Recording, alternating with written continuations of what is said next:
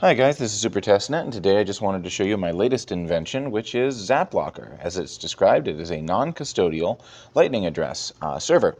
And I want to show you how it works. So you come to the web page, which you can do right now. It's at zaplocker.com, and it gives you a couple of instructions, which is first you got to log in with Noster, then you can pick a username, and then you can start receiving payments.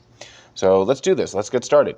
When I click log in, it wants me to log in with Noster, so it wants to read my public key. I'm okay with that.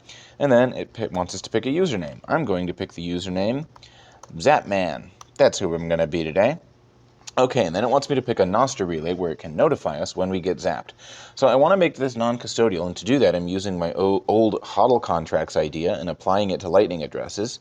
So basically this server is going to be a routing node between the sender and me, and he's going to delay forwarding the payment of the sender to me until I get online to collect it. And because he's just a routing node, he actually never has custody of the funds during this process. But what he does need to do is he needs to notify me on Noster when someone wants to pay me, so that I can see, someone wants to pay me.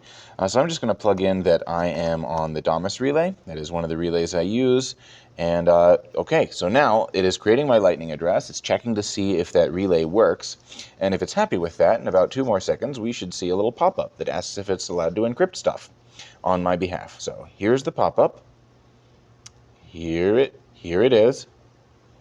There, yeah. And it says, am I allowed to encrypt stuff? And I'm like, yeah, sure, you're allowed to do that. And then after about another second, it should ask us if it's allowed to decrypt some stuff. And yep, I'm okay with you decrypting stuff. And great, now I have a lightning address. Here it is, zapman@zaplocker.com. It also gives me an LN URL.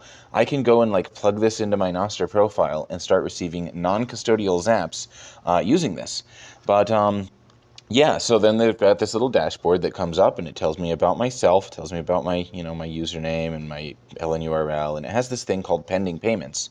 That's where those HODL invoices are going to go from the HODL contract software. So let's just imagine now that, 3 months have gone by, I'm not online, I'm offline at doing something else, and somebody wants to pay me. So they're going to open up their wallet and they're going to hit the send button, and they're either going to type this in or they're going to find my Noster profile and zap it. But I'm just going to do, they're going to pay zapman@zaplocker.com, right? Okay. So it's fetching that data and it wants to know how much they want to send me. Let's just suppose they want to send me 10,000 sats, okay? So they're going to hit pay. And you'll notice that ordinarily, when a lightning payment happens, it pretty quickly shows you a green check mark, and it's like, oh, that payment has gone through. And you'll notice that's not happening here. This payment is going to a HODL invoice on the server, and the server doesn't have the keys to actually settle that payment. Only I do. Only the user Zapman has the keys to settle the payment. But the server can at least delay the success of that payment for now. What it can do is it can use my Noster relay and my Noster profile to send me a message. And so if I just check right here, I've got a message in Snort from zaplocker.com, and it says, this is your lightning address.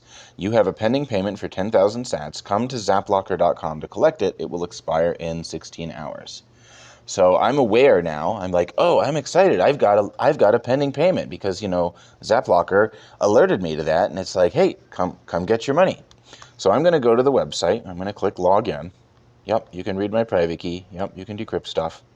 And now it's a little different, because now, in addition to showing me my info, it shows that I have a pending payment, right? Oh, this is pretty cool. Somebody wants to send me 10,000 sats. The server, for providing this non-custodial service, they want to charge a 100 sat fee, and they give me a couple options. I can settle the payment on the Lightning Network right here, and if I do that, then I will get 9,900 sats left over after their fee, or I can choose to settle on the base layer. And this is one of the cool things about Zaplocker. It allows you to do a submarine swap with the server and get your money on the base layer. And if I do that, I'll have to pay a 3,600 sat mining fee, and so I'll only end up with 6,300 sats. Well, a whole bunch of Lightning address servers let you receive on the Lightning Network, but I'm going to show you how to receive on the base layer, because I think that's pretty cool. So I'm going to hit settle on the base layer, and it wants to know a Bitcoin address where my money should go.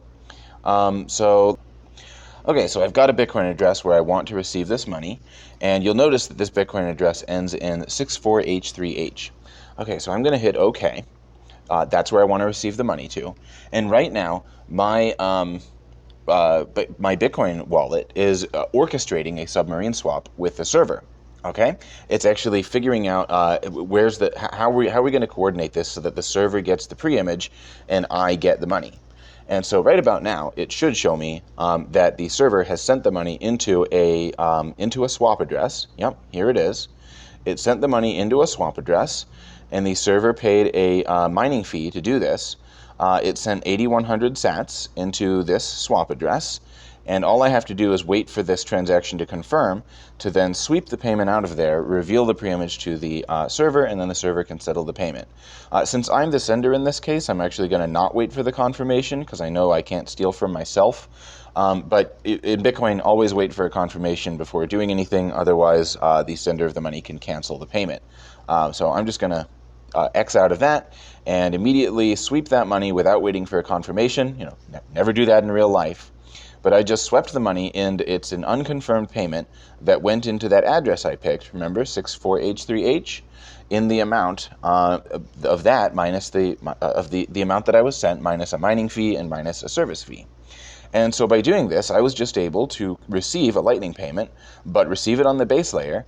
And oh, look at that. Even on my phone just now, Phoenix is like, oh, the payment went through, you know? It actually never left the sender's wallet until I received it. It was just pending right there, which is so cool. You know, the Lightning Network is this amazing tool that lets us do stuff like this. And I just think that's really cool. So go check out zaplocker.com. I no longer have any pending payments on here, but, you know, I can log in anytime to see if anyone sent me any, and I'll even get a notification if someone does. So go check it out. Go check out Zaplocker. Get yourself a free, a non-custodial Lightning address with a reasonable service fee of just 1%. And you too can have non-custodial Lightning payments and Zaps without needing to run a node. And you can even receive them on the base layer. So check it out. Thanks so much for watching. This is Super Testnet.